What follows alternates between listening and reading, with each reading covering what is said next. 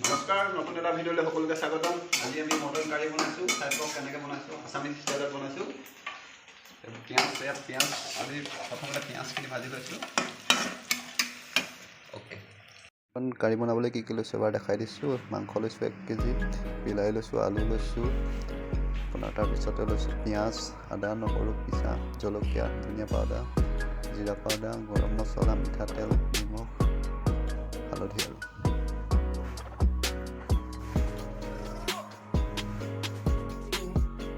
এতিয়া কেৰাহীটো গৰম কৰি মিঠাতেল দিছোঁ।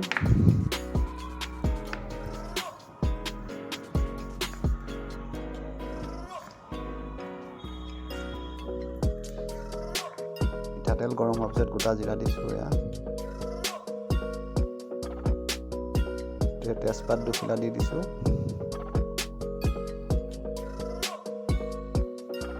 এতিয়া মই কটা পিঁয়াজখিনি দিছোঁ কটা পিঁয়াজ।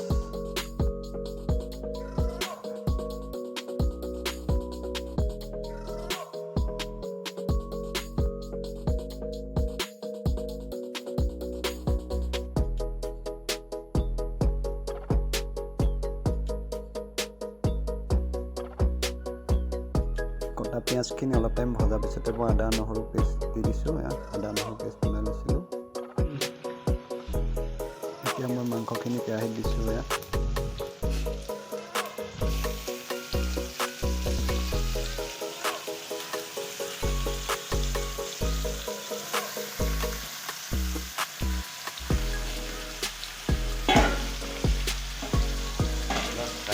মাংসখিনি 5 মিনিট ভজাৰ পিছতে হালধি পাউডাৰ, জিৰা পাউডাৰ, ৰেড চিলি পাউডাৰ, ধনিয়া পাউডাৰ, নিমখ সকলোবিলাক দি দিছোঁ মই এতিয়া।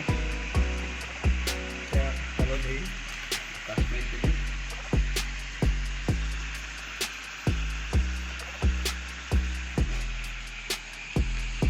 ধনিয়া পাউডাৰ,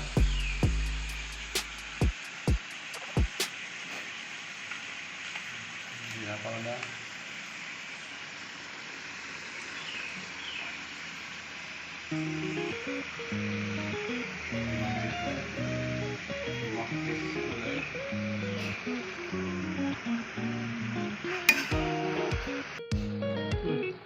দহ মিনিট ভজাৰ পিছত বিলাহী দিছোঁ।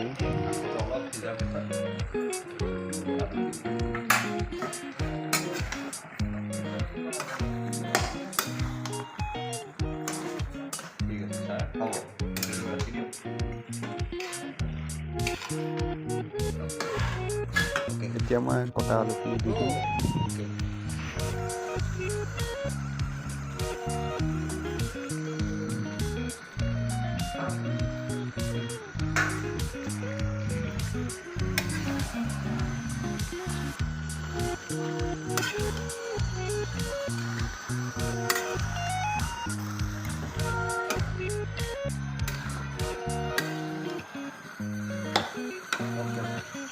আলু দি 10 মিনিট ভজাৰ পিছত মই পানী দিছোঁ।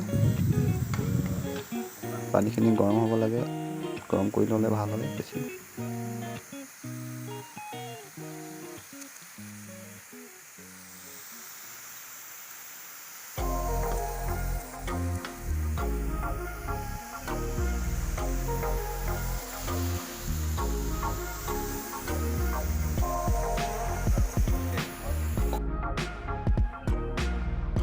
পানী দি 20 মিনিট উতলোৱাৰ পিছত মই ধনিয়া পাতবিলাক দি দিছোঁ। ধনিয়া পাতবিলাক কাটি লৈছিলোঁ।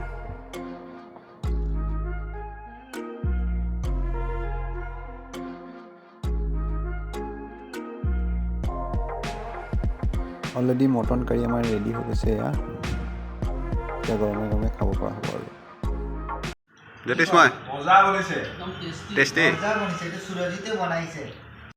बहुत ভাল বনাইছে আৰু আজি সহজিতে বনাইছে বহুত ভাল টেষ্টি। ঠিক আছে, থেংক ইউ।